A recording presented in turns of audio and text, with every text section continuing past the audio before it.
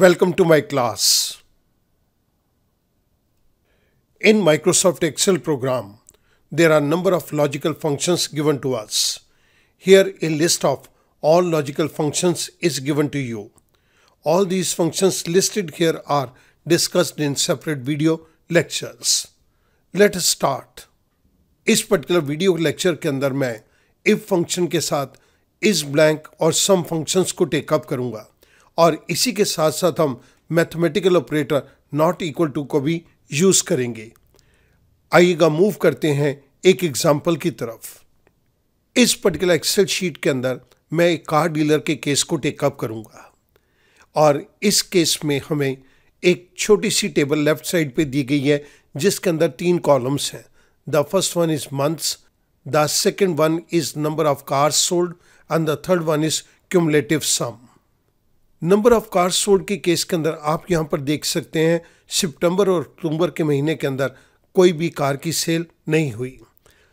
मैं चाहता हूँ कि यहाँ पे क्यूमुलेटिव सम को टेकअप किया जाए, लेकिन सितंबर और अक्टूबर के महीने के अंदर क्यूमुलेटिव सम बिल्कुल नहीं आना चाहिए। आइएगा इस क्वेश्चन की शुरुआत करते हैं। सबसे पहले मैं इस जगह के ऊपर टोटल को टेकअप कर रहा हूँ और यहाँ पर मैं सम के फंक्शन को लूंगा। नंबर ऑफ कार्स सोल्ड की मैंने कंप्लीट रेंज को दे दिया B3 to B14। Parenthesis close, I press enter. मेरे पास एक नंबर आ गया 120। हमने एक साल के अंदर 120 कारों को बेचा है, लेकिन सितंबर और अक्टूबर के महीने के अंदर कोई भी कार हमने सेल आउट नहीं करी। मैं मंथ वाइज यहाँ पर क्यूमुलेटिव सम को टेकअप करना चाहता हूँ, तो इसके लिए मैं यहाँ पर सम के फंक्शन को टेकअप कर रहा हूँ। सम B3 colon B3। First B3 cell को मैं एब्सोल्यूट रेफरेंस के अंदर कन्वर्ट कर देता हूँ और सेकंड B3 के सेल को मैं रिलेटिव रेफरेंस के अंदर ही रहने दूंगा। Parenthesis close. स्टूडेंट इसका मीनिंग देखिएगा, B3 से शुरू हो जाओ और पहली बारी B3 तक ही रहो। आई प्रेस एंटर। मैं इसको नीचे ड्रैग डाउन करता हूँ। अब इसके अंदर फॉर्मूले को देखिएगा, B3 से शुरू हो जाओ और B4 तक चलो। इट मीन्स यहाँ पर मेरे पास B3 और B4 का सम आ गया। मैं इसको नीचे ड्रैग डाउन करता हूँ। B3 से स्टार्ट हो जाओ और B5 तक चलो। आई प्रेस एंटर। मेरे पास यहाँ पर क्यूमुलेटिव टोटल आना शुरू हो गया। लेकिन स्टूडेंट अब आप नोट कीजिएगा, सितंबर और अक्टूबर के महीने के अंदर हमारे पास कोई भी कार की सेल नहीं है, जबकि क्यूमुलेटिव सम का एक वैल्यू 98 हमारे पास दोनों महीने के अंदर आ रही है। मैं चाहता हूं कि ये दोनों सेल ब्लैंक हों।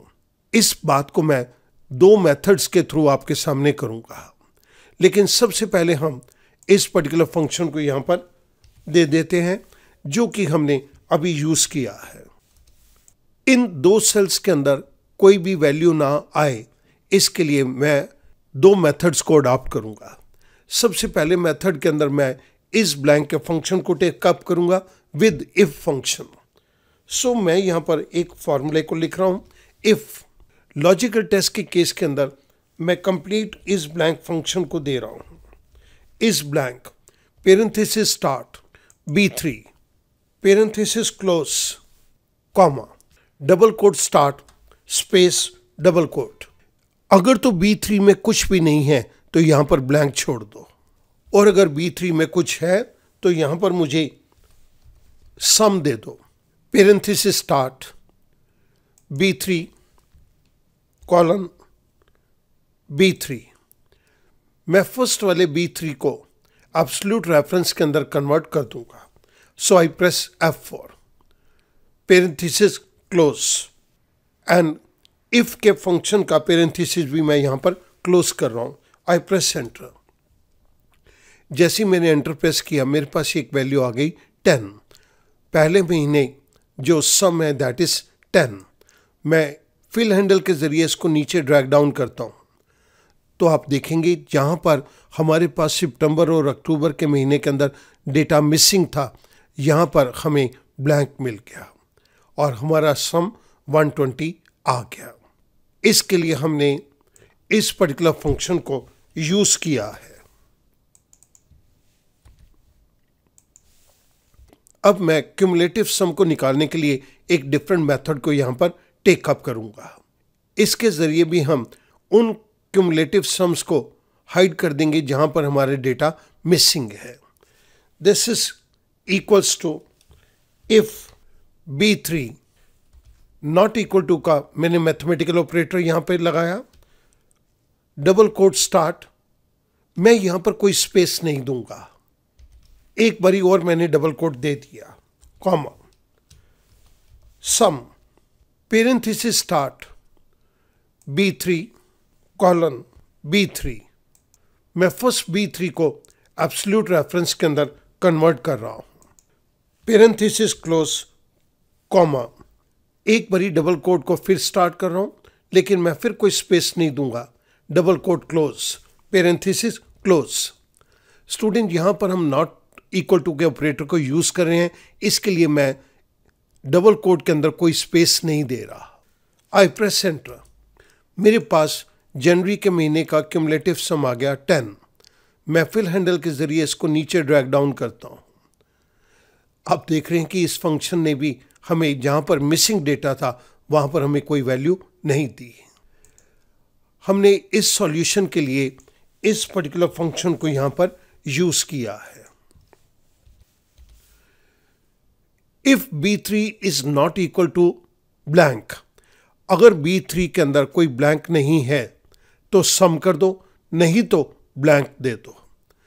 इस केस के अंदर अगर आप देखेंगे तो यहां पर हमारे पास B11 के अंदर ये हमारे पास ब्लैंक था।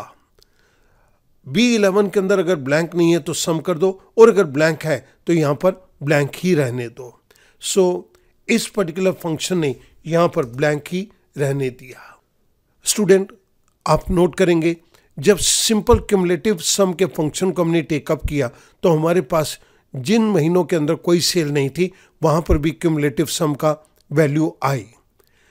लेकिन जब हमने इन दो मेथड्स के जरिए डिफरेंट फंक्शंस को यूज किया तो यहां पर हमारा पर्पस फुलफिल हो गया। मैं उम्मीद करूंगा कि इस छोटे से एग्जाम्पल के अंदर आपको ये दोनों फंक्शन अब ज़्यादा बेटर तरीके से क्लियर हो जाएंगे। Thank you very much.